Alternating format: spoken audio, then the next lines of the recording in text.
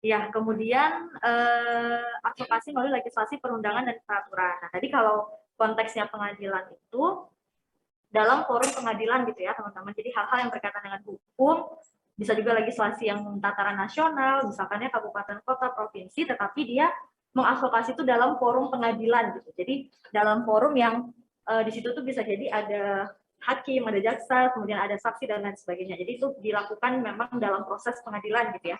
Kalau yang keempat ini bedanya tadi itu dengan poin yang ke B. Nah yang D ini yang melalui legislasi, perundangan dan peraturan. Karena beberapa hal-hal yang kita butuhkan yang berkaitan dengan kebijakan tentunya yang dominan di dalam advokasi ini tentu kita harapkan itu sampai ternormalisasi gitu ya, terinstitusionalisasi dalam sebuah peraturan, perundangan, legislasi. Nah, itu yang keempat, sehingga advokasi yang paling kuat gitu ya, yang ada sampai keluar sebuah peraturan gitu ya, sebuah SK dan sebagainya yang berkaitan dengan aturan-aturan yang tertulis gitu ya, itu melalui legislasi, perundangan, dan peraturan. Itu yang poin kedua. Nah, kemudian ada beberapa klasifikasi atau perbedaan-perbedaan ataupun pengkategorian ya dalam advokasi ini. Ya, jadi yang pertama, bagaimana strategi advokasi itu berdasarkan kekuatan yang ditonjolkan. Ini dibagi jadi dua juga, advokasi dengan kekerasan dan advokasi non-violence atau tanpa kekerasan.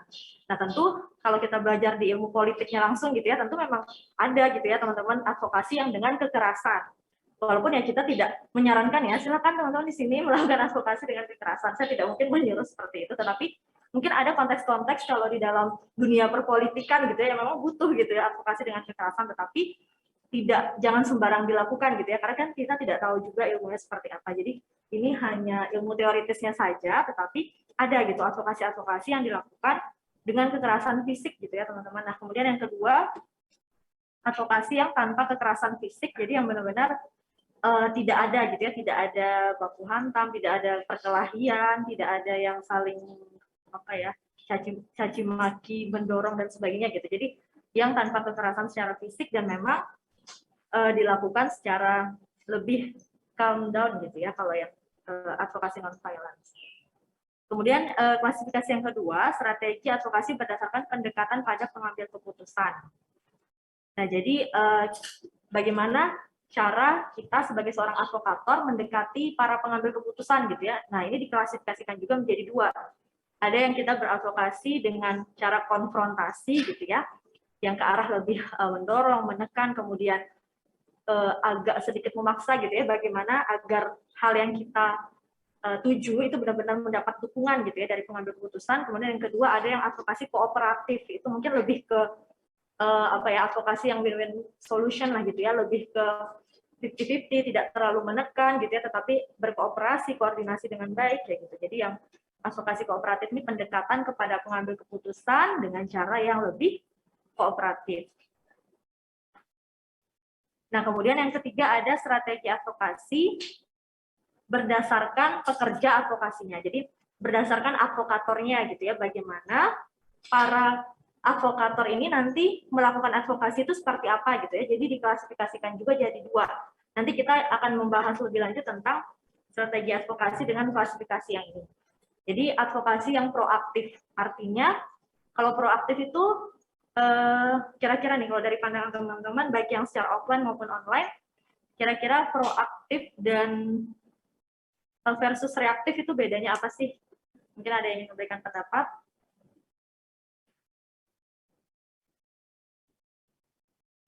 Yang di Zoom silakan ya.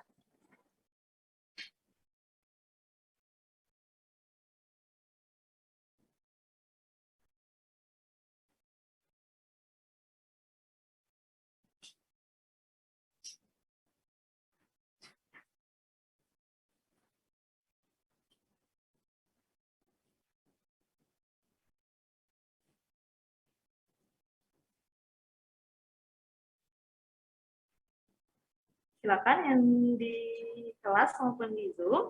Ada yang memberikan pendapat kira-kira advokasi proaktif itu bedanya apa sama advokasi reaktif?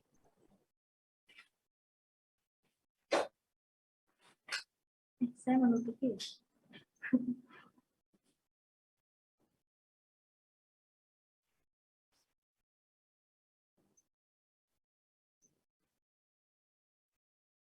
silakan anonim di Zoom.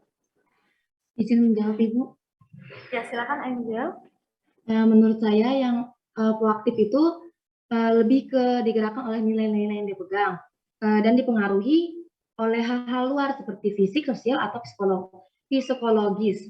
Sedangkan pada reaktif itu sendiri adalah digerakkan atau dipengaruhi oleh perasaan, keadaan, kondisi, dan lingkungan mereka. Nah, mungkin itu saja pendapat saya, Ibu. Terima kasih. Baik, terima kasih Angel. Mungkin ada pendapat yang lain dari kelas maupun dari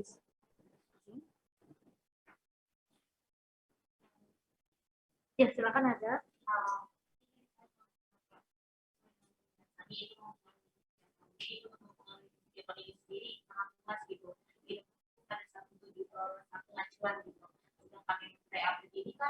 Sesuai kebijakan yang telah ditetapkan, berarti dia mempengaruhi mungkin hal-hal, tapi tetap berpacu pada satu kebijakan gitu. Jadi misalnya ada kebijakan, mungkin pengaruhnya adalah ayo pakai gitu, tapi tetap dengan satu lingkup satu kebijakan gitu. Kalau yang jadi mungkin lebih luas. Baik, terima kasih pendapatnya. Mungkin satu lagi dari Zoom atau dari kelas, silakan satu pendapat lagi.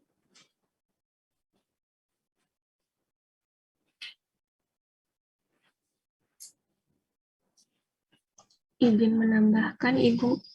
Ya, silakan Gasela. Baik, terima kasih Ibu. Menurut saya advokasi proaktif itu merupakan sebuah strategi yang dimana bersifat lebih kooperatif yang biasanya dilakukan sebelum kebijakan tersebut ditetapkan atau disahkan. Jadi dia bersifat kooperatif begitu Ibu. Sedangkan kalau misalnya advokasi reaktif mungkin dia itu bedanya lebih reaktif gitu Ibu, lebih tanggap, cenderung lebih segera memberikan tanggapan dari kebijakan tersebut Ibu. Maksudnya di sini itu reaksi tersebut timbul karena adanya pengaruh juga dari lingkungan seperti yang disebutkan oleh Angel tadi Ibu. Mungkin itu saja Ibu, terima kasih. Baik, terima kasih sekali atas pendapatnya dari Angel, Nada, dan Gasela. Jadi secara umum ya, maksudnya poin-poin yang teman-teman sampaikan itu benar ya, karena kan kita bisa memandang dari sudut pandang yang berbeda gitu ya.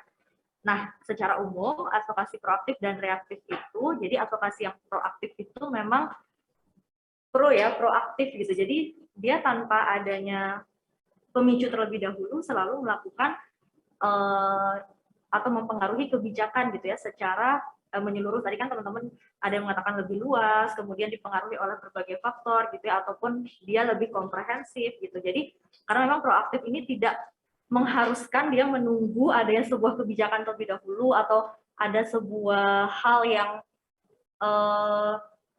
ketidakadilan dan sebagainya baru dia melakukan advokasi gitu ya, tetapi proaktif dalam mempengaruhi kebijakan dalam kondisi apapun gitu, karena memang dia sebagai sebagai advokator yang lebih cenderung aktif gitu ya dibanding advokator yang pasif gitu. Jadi dia cenderung dalam mungkin dalam setiap ada yang kebijakan gitu ya, adanya setiap kebijakan yang muncul ataupun tidak adanya kebijakan baru yang muncul, tetap aktif melakukan pengaruh atau memberikan pengaruh terhadap sebuah kebijakan, dan itu tujuannya gitu ya untuk mendapatkan dukungan, tentunya dukungan terhadap sesuatu hal yang memang menguntungkan gitu bagi masyarakat yang lebih luas. Dan bukan kebalikan ya, mungkin yang reaktif ini cenderung kepada orang-orang ataupun para advokator yang baru mempengaruhi atau memberikan pengaruh terhadap suatu kebijakan ketika memang kebijakan tertentu itu ditetapkan gitu ya. Baru misalkan ada kebijakan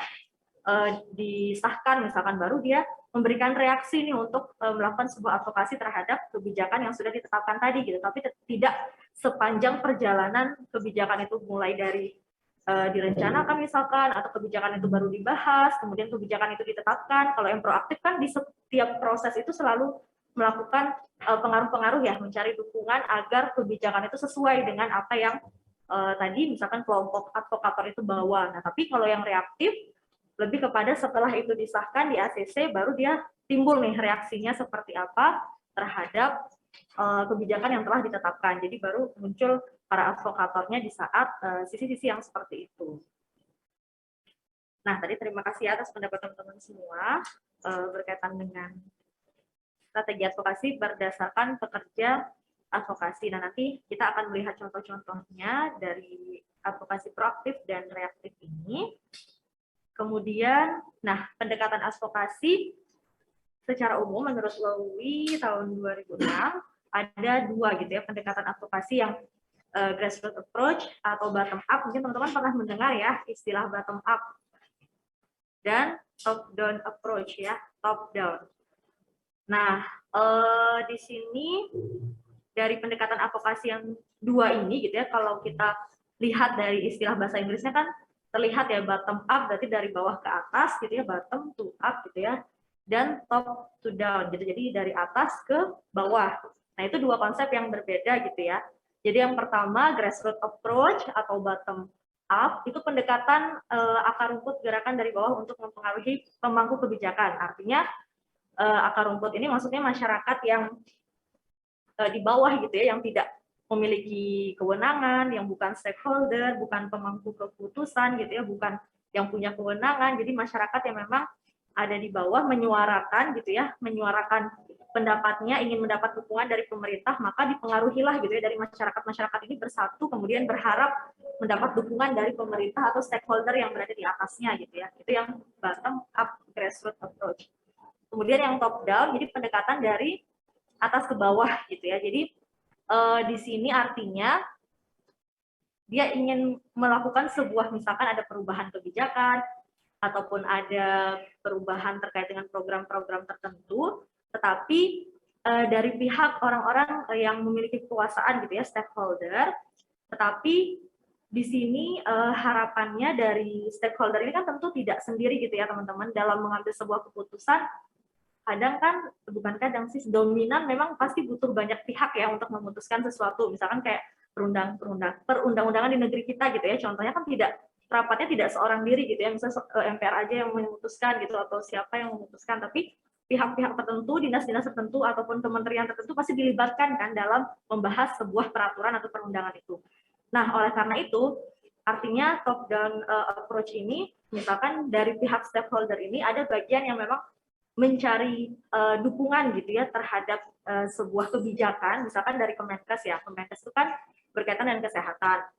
Nah, tentu hal-hal yang berkaitan dengan kesehatan tidak hanya bisa ditentukan dari misalkan Kementerian Kesehatan saja gitu ya. Kalau misalkan ingin capaiannya lebih luas, ingin menyeluruh, maka dia juga menggandeng kementerian yang lain gitu ya, ataupun dinas-dinas ataupun pejabat-pejabat yang lain seperti itu di luar sektor kesehatan. Oleh karena itu, nah, pihak dari Kementerian Kesehatan ini melakukan pendekatan juga gitu ya sebagai seorang stakeholder, kemudian melakukan pendekatan kepada stakeholder yang lain, dan itu ditentukan dengan kekuasaan mereka gitu, memanfaatkan kekuasaan yang mereka miliki. Artinya memanfaatkannya tentu kan untuk kebaikan bersama gitu ya, kebaikan masyarakat. Jadi ketika misalkan mereka sebagai pejabat misalkan ya di Kemenkes, nah tentu ada beberapa bawahan-bawahan yang juga punya wewenang gitu ya sebagai stakeholder juga gitu ya. Misalkan seseorang yang tingkatannya sebagai seorang menteri misalkan, kemudian di bawah-bawahnya tentu ada yang sebagai bidang, misalnya kepala bidang apa gitu ya, ataupun deputi apa, dirjen apa gitu kan, mereka punya wewenang sendiri-sendiri ya gitu. Nah, itu kita melakukan pendekatan gitu kepada mereka yang juga stakeholder, kemudian itu diturunkan kepada masyarakat gitu, karena kan tentu program-program yang di masyarakat mereka juga kan yang punya wewenang bagaimana nanti akhirnya program itu sampai ke dinas seperti apa gitu kan ya. Misalkan seperti program apa ya yang sebelumnya sudah booming kan, Germas gitu, atau Pispeka, ataupun program stunting yang sekarang sudah sangat gencar seperti itu ya, sehingga di posyandu-posyandu pun sangat digencarkan gitu. Sekarang sudah ada yang namanya saya kemarin lupa rapat rembuk desa stunting. Mungkin kalau teman-teman cari ya di desanya teman-teman atau di kelurahannya teman-teman, sekarang sudah cukup banyak rembuk desa stunting, dan itu hampir diwajibkan gitu di seluruh wilayah sebagai salah satu inovasi untuk menurunkan gitu ya angka stunting di masing-masing wilayah. Nah, jadi kan itu tentu sebuah kebijakan yang berawal dari atas gitu ya teman-teman, karena awalnya mungkin stunting ini bukan menjadi prioritas gitu, karena orang menganggap ya udah itu kerjaannya orang gizi aja atau orang kesehatan aja, tapi sekarang dengan adanya berbagai advokasi gitu ya dari berbagai pihak, jadinya kebijakan stunting itu tidak hanya concern di bidang kesehatan aja gitu, bahkan di bidang pangan pun sebagai penyedia pangan di daerah itu juga terlibat mestinya.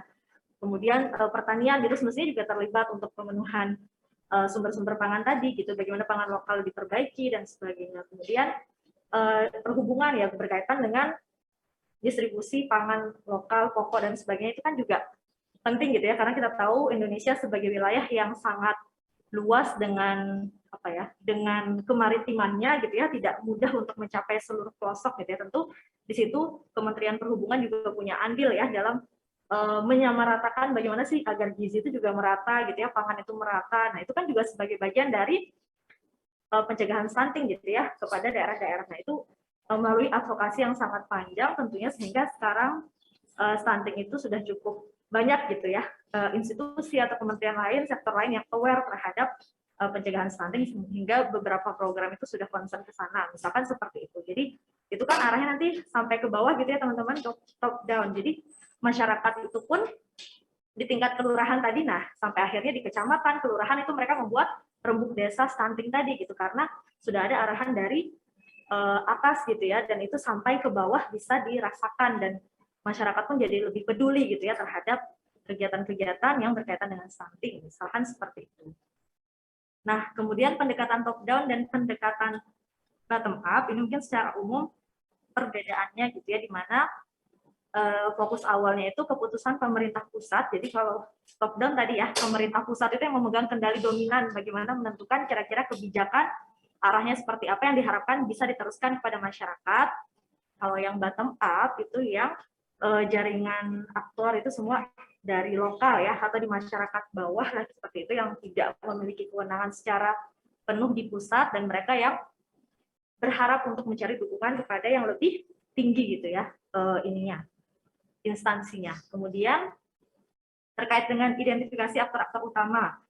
Nah, kalau pendekatan top down itu puncak ke bawah dimulai dari pemerintah. Jadi aktor-aktor yang tadi sebagai advokatornya itu bisa dimulai dari pemerintah kalau yang top down. Kalau yang bottom up bisa dari masyarakat gitu ya, bahkan masyarakat awam sekalipun gitu ya. Misalkan mereka menggandeng LSM, ataupun di masyarakat itu ada tokoh-tokoh, perangkat desa dan lain sebagainya, itu bisa gitu berawal dari mereka. Kemudian pandangan proses kebijakannya, nah kalau dari pendekatan top down itu perluasan hasil ke masyarakat yang dicapai dari tujuan formal. Artinya nanti kalau misalkan sudah menjadi sebuah kebijakan, itu harapannya disebarluaskan gitu hasil dari kebijakan itu kepada masyarakat seluas-luasnya gitu ya.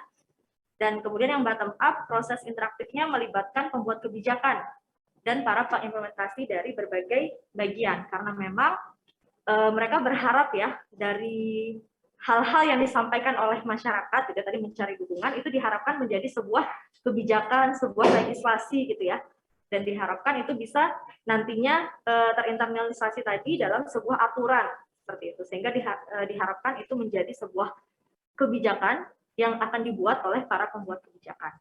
Kemudian yang terakhir, kriteria yang evaluatif, di mana di sini desain sistemnya mencapai apa yang menjadi maksud dari pembuat kebijakan di puncak atau di pusat. Jadi bagaimana sistem yang dicapai itu dimaksudkan atau disesuaikan dengan harapan dari pembuat kebijakan di puncak. Karena kan tadi mereka yang mengusulkan, yang mengarahkan, yang mencari dukungan, sehingga nanti saat mengevaluasi itu disesuaikan dari bagaimana kebijakan dari pemerintah pusat ataupun yang telah didesain gitu ya oleh sistem di pemerintah pusat. Kemudian kalau dievaluasi dari bottom up, nah sehingga kalau dari bottom up ini beberapa memang kurang jelas, proses kebijakannya mempunyai sejumlah pengaruh lokal. Karena memang kan kalau kita meluncurkan sebuah program dari bawah gitu misalkan ya, misalnya kita sudah punya program, tapi kita usulkan ke pemerintah. Nah itu kalau belum sampai pada taraf dia diketok palu gitu ya, di nasional terus bisa diluncurkan untuk seluruh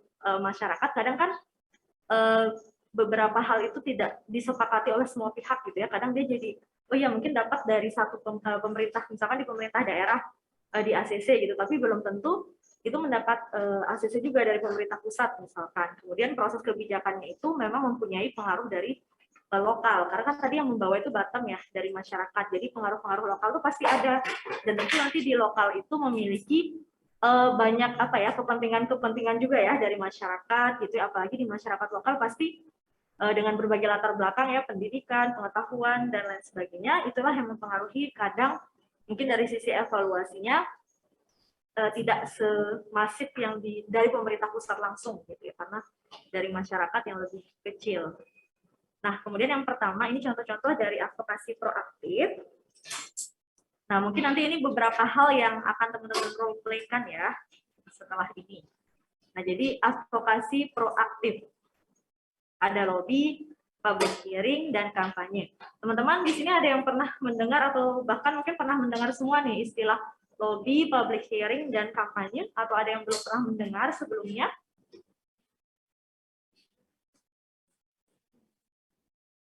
Pernah dengar ya? Tiga-tiganya. Kalau teman-teman yang di Zoom, apakah ada yang belum pernah mendengar atau pernah mendengar tentang lobby, public hearing, dan kampanye? Kalau lobby sama kampanye mungkin sering ya Ibu di familiar di kehidupan sehari-hari. Tapi kalau misalnya public hearing mungkin agak asing. Oh, baik. Jadi lebih familiar yang lobby dan kampanye ya. Tadi pendapat Graciela. Terima kasih. Coba kita lihat ya di satu-satu. Lobbying, lobby ya. Mungkin teman-teman sering mendengar ya. Kira-kira kenapa ya disebut lobby gitu? Ada yang pernah dengar cerita-cerita? Ya, bernegosiasi ya, saya tadi ya. Ya, ada pendapat lain?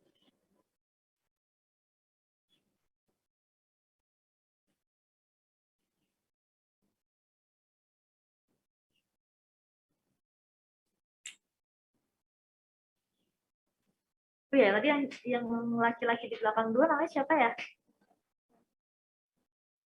Siapa? Ardian. Farden yang mana? Oh, Farden dan? Oh, ini Peter. Halo, Peter. Ya, Peter dan Farden ya. Ini kita pertama kali bertemu secara offline.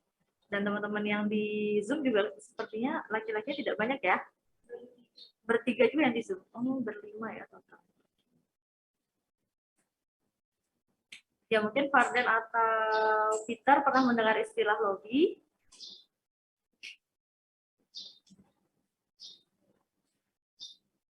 Gimana Farden? Belum pernah?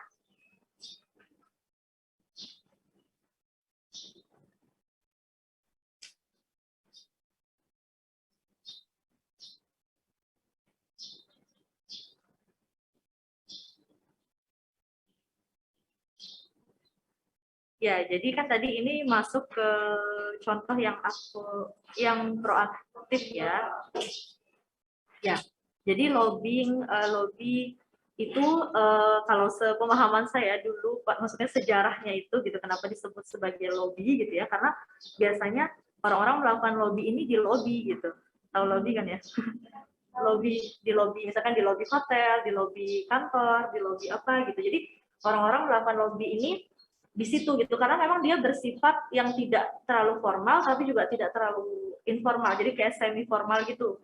Bagaimana kita, tadi kata Anissa ya, bernegosiasi, bagaimana kita mempengaruhi, menyampaikan pendapat misalkan kepada stakeholder yang sedang ada di lobby misalkan ya, kemudian kita lobbying di situ gitu, kemudian harapannya itu bisa mempengaruhi kebijakan yang akan diputuskan gitu ya nantinya oleh stakeholder tersebut. Jadi istilahnya itu kita berharap apa yang kita inginkan, yang kita sampaikan itu kita sampaikan kepada stakeholder dengan cara yang agak santai tapi formal gitu ya. Jadi makanya dulu nanti kalau teman-teman baca ya mungkin lebih lanjut tentang lobbying, ya memang zaman dulu iya sih zaman dulu ya, zaman sebelum kita gitu seringnya dilakukan di lobby gitu.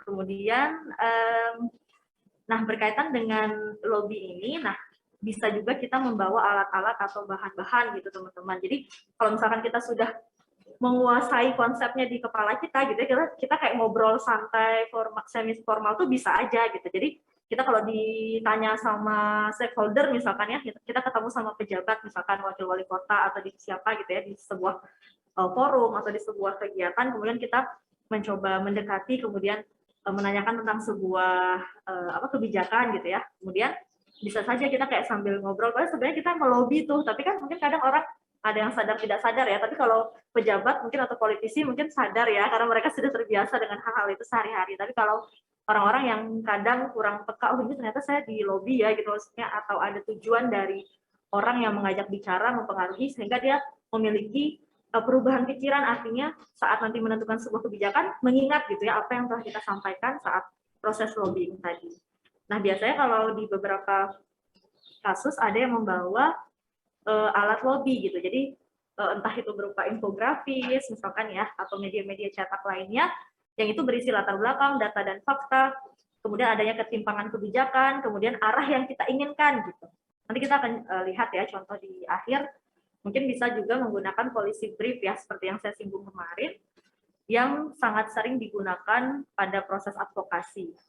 Nah, kemudian bisa menggunakan fact sheet, artinya beberapa fakta-fakta itu ditampilkan gitu ya, bahwa telah terjadi ini gitu. Misalkan kalau ada sebuah kebijakan atau aturan yang ingin kita gagalkan gitu ya, ataupun yang tidak kita setujui, maka kita tunjukkan gitu fakta-fakta ini kenapa sih sebagai alasan kita menguatkan kenapa sih kita tidak setuju gitu terhadap sesuatu hal atau kebijakan itu. Bisa berupa buklet, atau buklet ya teman-teman ya. Buklet itu misalkan yang dicetak, kemudian dia berupa buku yang mungkin tidak terlalu tebal ya.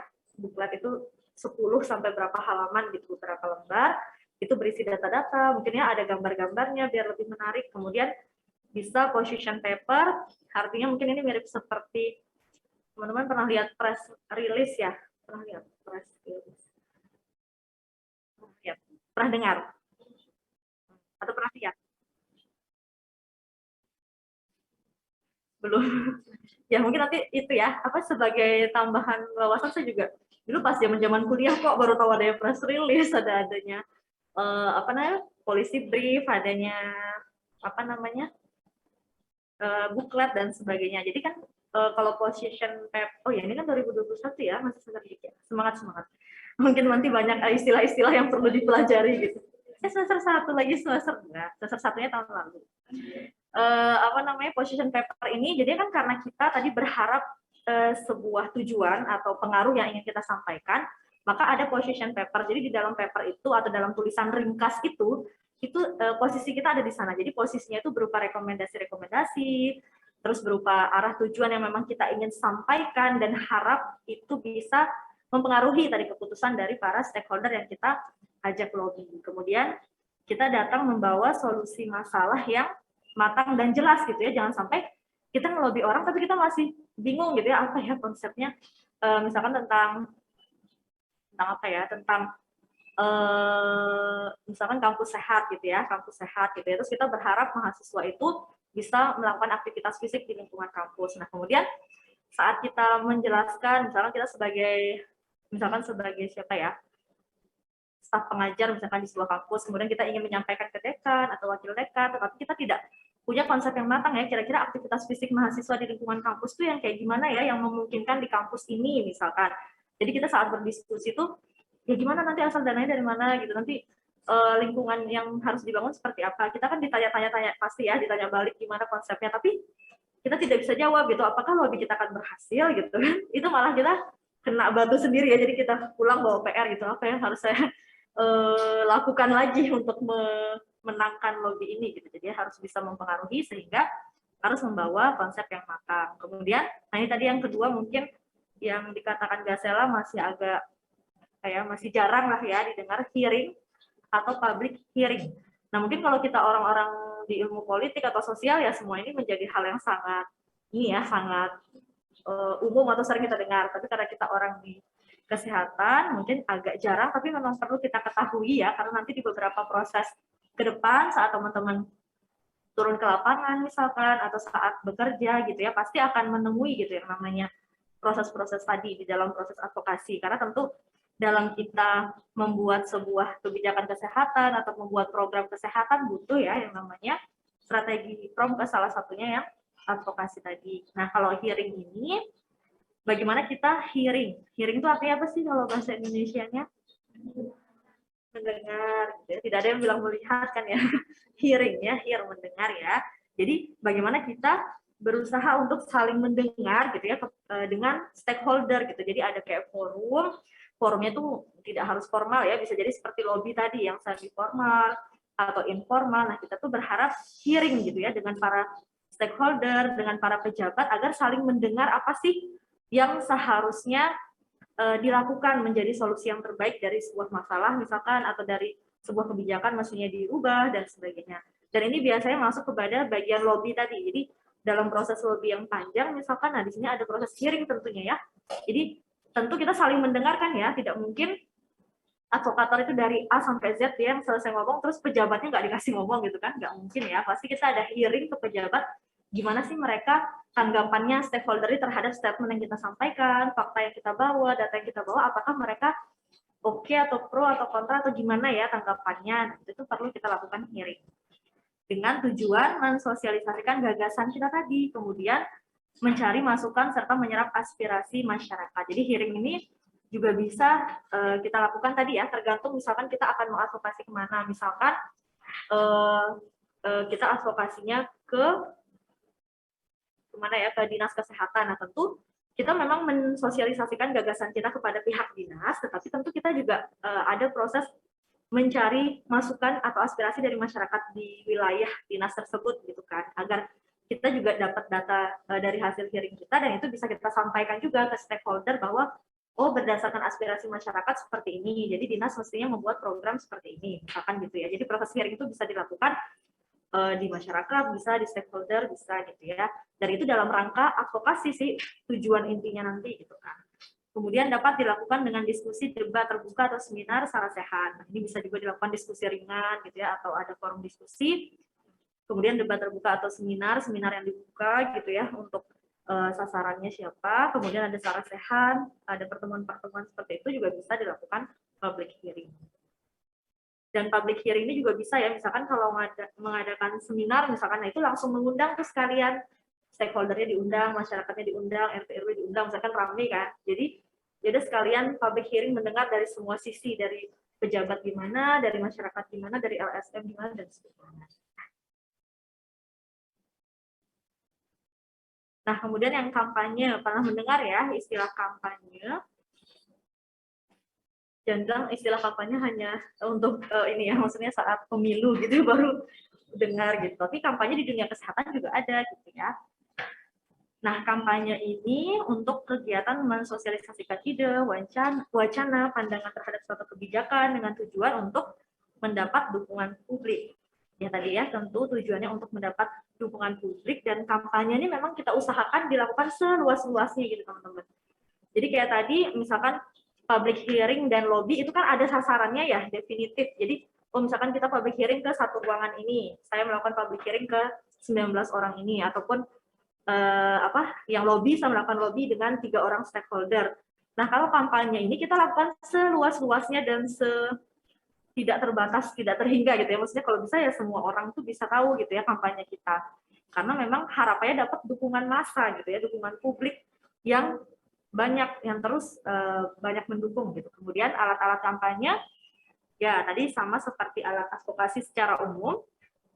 Jadi bisa melalui media massa ya, seperti yang ada media massa elektronik maupun ini media elektronik beda sendiri ya. Media massa ini media yang ditujukan untuk massa gitu ya, seluas-luasnya, dan memang tidak bisa didefinisikan siapa saja sih yang sudah membaca, siapa saja yang sudah mendengar, kan tidak bisa ya kita satu-satu apakah kamu sudah mendengar, apakah kamu sudah membaca, itu kan sangat luas sekali ya. Nah, itu diantaranya ada 3 ini. Jadi media cetak, media elektronik, media modern. Yang saat ini sangat, teman-teman pasti sudah tidak asing ya dengan media modern ini. Kalau cetak kan leaflet, booklet, poster, koran, majalah, siaran pers, dan artikel. Mungkin teman-teman di sini juga dan di Zoom sudah sangat jarang ya membaca koran, atau tidak pernah bahkan seumur hidup. Ada nggak yang pernah baca koran di sini? Pernah? Jarang, Bu. Oh, jarang. Ini Taskia bilang jarang. Iya, pasti jarang ya. Kalau sekarang udah baca koran, pasti bacanya apa? Media sosial ya kan, yang sangat banyak dan memang sangat mudah ya. Kalau koran kita harus misalnya nyari di mana, beli dulu gitu. Kalau media sosial tinggal buka HP nyari seluas-luasnya berita, dan pasti teman-teman lebih update-nya di media sosial ya. Kadang ada yang suka buka Twitter untuk mengupdate berita gitu ya, dan sebagainya. Nah, media elektronik pun bisa, misalkan TV, radio, itu kan tidak bisa kita batasi ya siapa pendengarnya, dan kita memang berharap orang yang mendengarkan tuh bisa mendukung gitu, siapapun itu yang mendengar. Kemudian bisa juga media modern tadi, media sosial. Nah, ini yang memang saat ini sangat relate sekali ya dengan kehidupan kita saat ini. Jadi bisa kampanye melalui media sosial. Nah, dulu hal yang pernah diajarkan oleh dosen saya ya saat kuliah, itu pernah kampanye melalui Twitter. Jadi pada suatu ketika kan ada sebuah konsep musiknya itu akan dilakukan di Indonesia, tapi ini apa sih, sponsor terbesarnya tuh rokok, industri rokok. Nah, sehingga kita tuh berusaha untuk menggagalkan itu gitu. Jadi kalau tidak salah waktu itu tidak hanya itu sih, advokasinya banyak gitu ya. Mungkin ada yang melalui tadi pendekatan ke stakeholder, ada yang ke industrinya dan sebagainya. Tapi kami diajarkan oleh dosen itu melalui ini hashtag Instagram. Jadi saya agak lupa deh dulu apa ya konsepnya, zaman-zaman 2013 atau 14 atau 15 gitu. Kok banyak ataunya ya. Jadi antara 2014 atau 2015 deh kayaknya waktu itu pelaksanaan ini. Jadi pas belajar advokasi kesehatan kalau tidak salah, nah itu dosen kami mengajak gitu ya untuk benar-benar real gitu. Jadi advokasinya di hashtag Instagram gitu. Jadi menggagalkan konsep dengan sponsor rokok yang besar gitu, karena mereka kalau tidak salah hampir semuanya gitu ya sponsornya itu dari rokok-rokok gitu. Kita waktu itu mengadakan advokasi gitu ya melalui media sosial, itu salah satu contohnya. Dan saya kalau tidak salah ingat, di konsepnya itu batal deh kalau saya tidak salah ingat ya.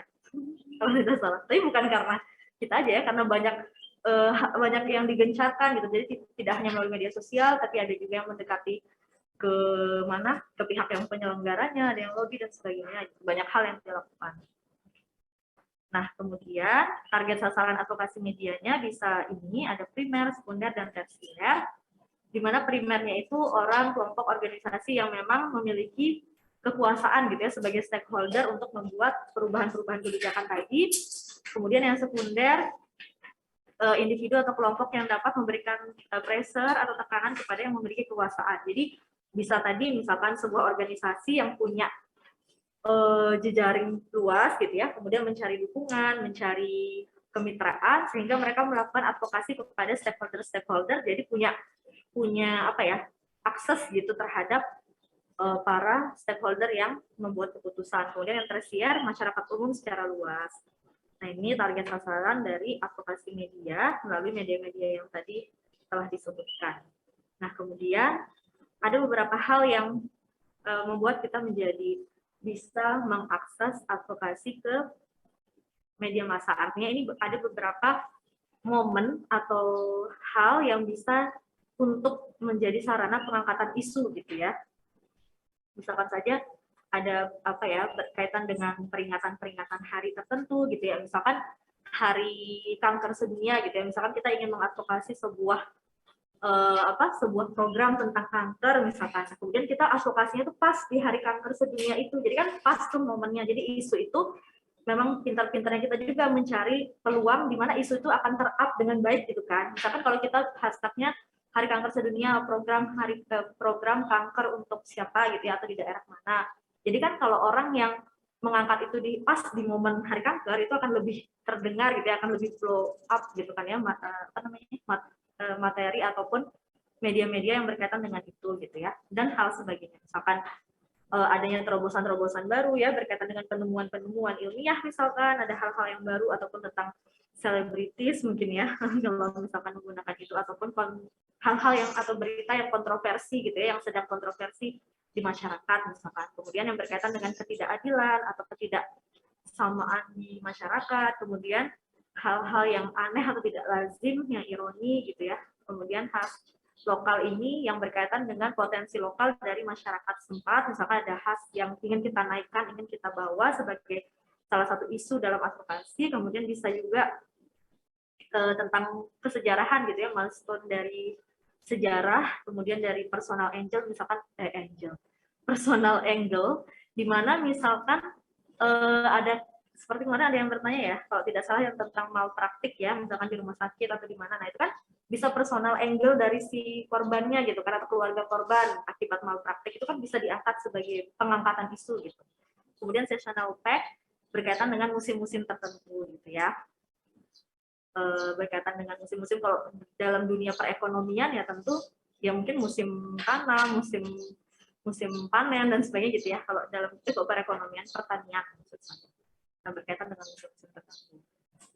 Ataupun kalau kita di dunia kesehatan saat musim hujan itu kan relatif atau identik dengan penyakit DBD misalkan, itu kan kita mengambil momen di musim-musim, mungkin kita ingin mengadvokasi terkait dengan kebijakan tentang DBD misalkan pada musim-musim hujan yang relatif angka DBD itu naik misalkan, nah, itu bisa kita ambil sebagai sarana untuk mengangkat isu. Nah kemudian yang kedua advokasi reaktif, ini ada 5 ya, demonstrasi, legal standing, class action, boycott, dan revolusi yang kita contohkan atau pelajari dalam kelas ini. Mungkin di teori secara umum lebih banyak lagi ya contoh-contohnya.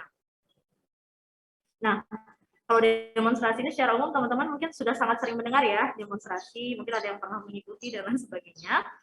Nah, demo ini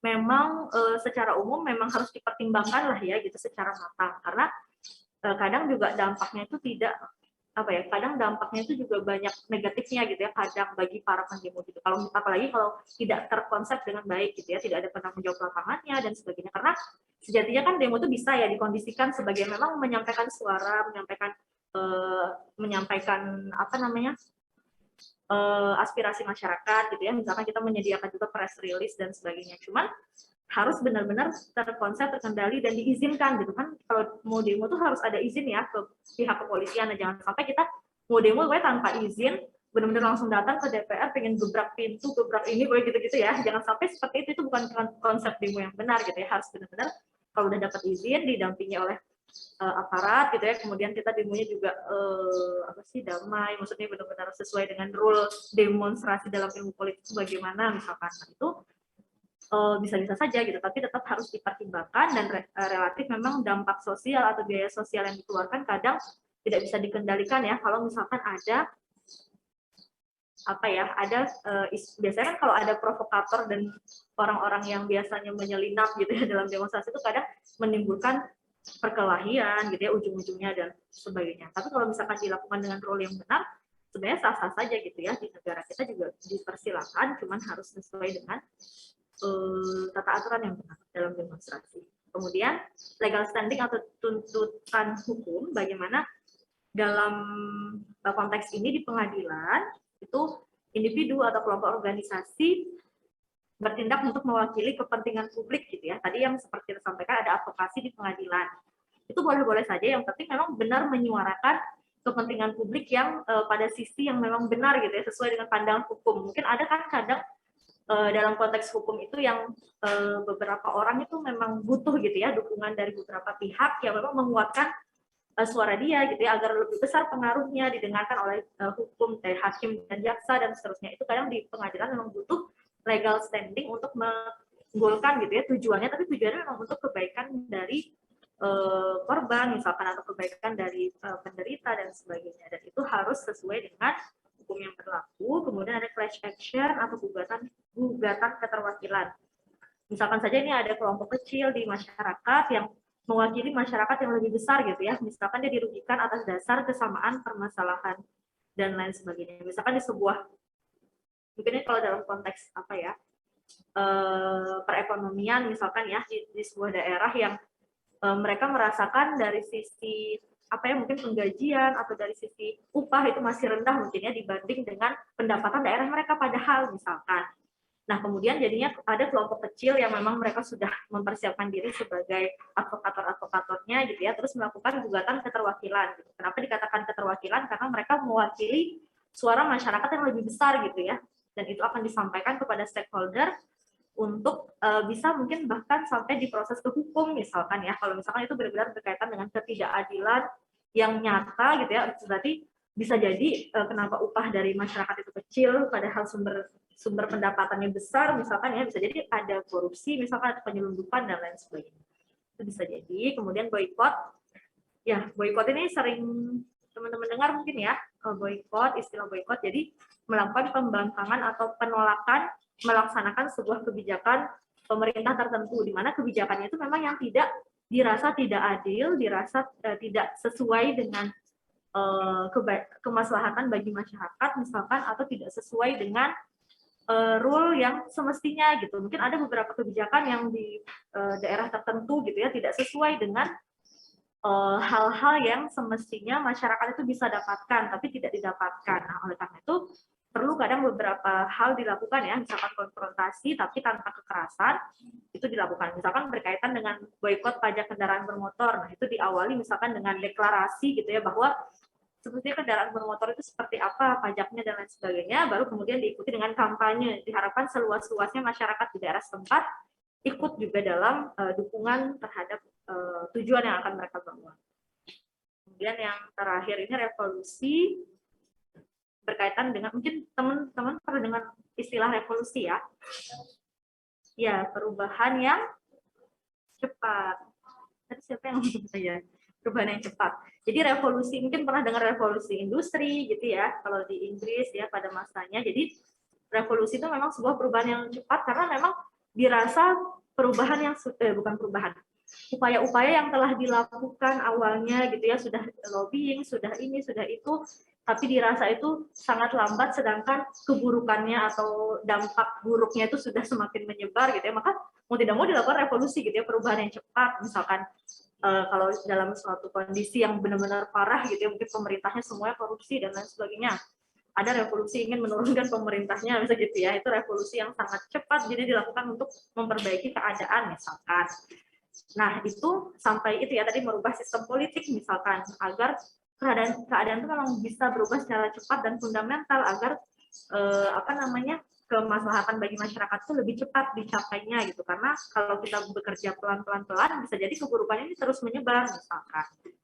Nah, jadi itu bisa dilakukan biasanya kalau revolusi ini dengan collective action ya. Jadi banyak kegiatan yang dilakukan yang itu harapannya bisa bisa mengubah itu secara cepat gitu, baik dilakukan secara damai maupun ada dalam konteks-konteks tertentu yang dengan kekerasan mungkin seperti itu. Nah, kemudian, memang ini ya garis bawahi yang terakhir, ini pilihan strategi terakhir yang bila tidak ada cara lain yang berhasil. Jadi memang sudah dilakukan tuh cara-cara yang lain dari awal, maka kalau sudah mentok gitu, dan ini tuh sudah banyak banget buruknya, dampak negatifnya yang datang, maka mau tidak mau dilakukan revolusi.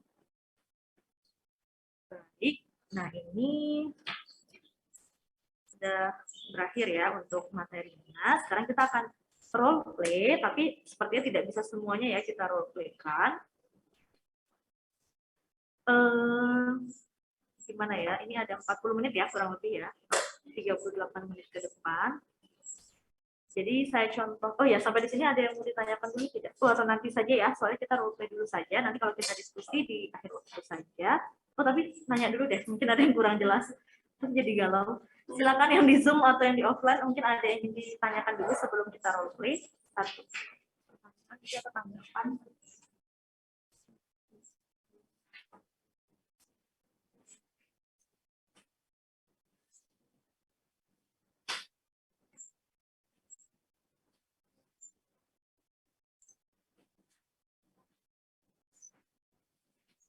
Adakah? Atau sudah cukup jelas? Baik, kita lanjut ke role play ya, untuk 37 menit ke depan.